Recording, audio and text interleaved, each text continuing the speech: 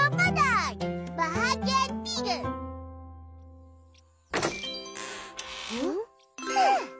Ada telur. Hati-hati, Upin. Yelah. Aduh! Sakitnya. Atuk! Ayam patah tangan Upin. Ayam tengah mengeram telur, memang garang. Jangan kacau. Pergi cari telur tempat lain.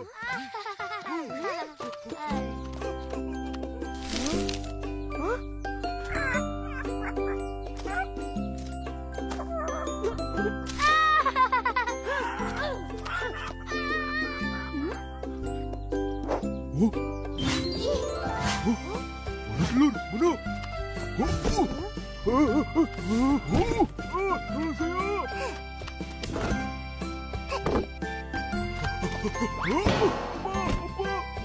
mana? Mana ni?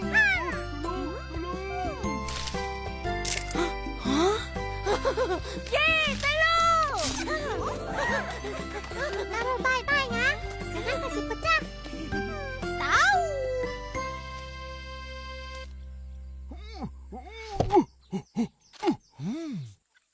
Kawan-kawan, tengok ini! Jom. So many eggs, I can't believe it! Marvelous, marvelous! Banyak-banyak. Telur apa ini? Ini telur itik. Betul ke, Ayah? Betul. Opa selalu masak kuah lemak telur itik. Macam ni lah besar telur itik tu. Sedapnya. Nak suruh mami aku masak hari ni.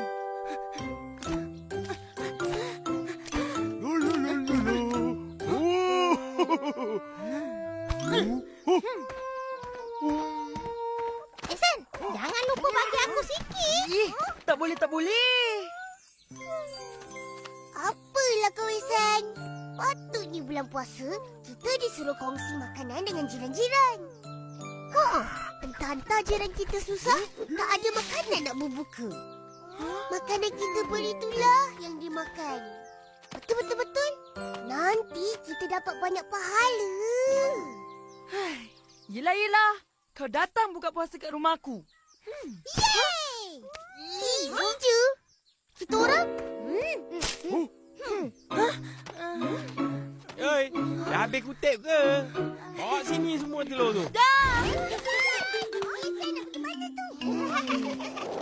22 23 24. Wow! Telur. Ha? Atuk nak buat apa dengan telur-telur ni? Jual lah. Boleh dapat duit raya. Banyak ni. Boleh Mael tolong jualkan? Terima kasih, Mail. Baik hati kau. Sama-sama. Baik ada makna tu. Nak cari pahala. Yelah tu.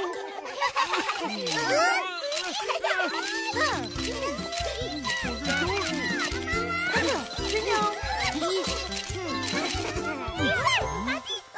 Tadi kata dah habis bateri. Tipu kita orang ya. Tak baik tau. Kuranglah pahala puasa kau. Tipu sunat tak apa. Yalah tu. Mana ada tipu sunat? Dah tipu tu, tipulah. Dengar tu, Ehsan. Ya, aku salah. Aku minta maaf. Lain kali, cakap terus terang. Jangan menipu. Lebih-lebih lagi di bulan puasa ni. Kena jaga perbuatan dan percakapan kita. Yelah.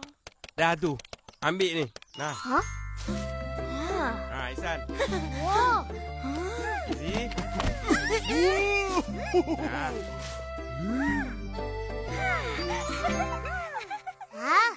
Baik Atuk.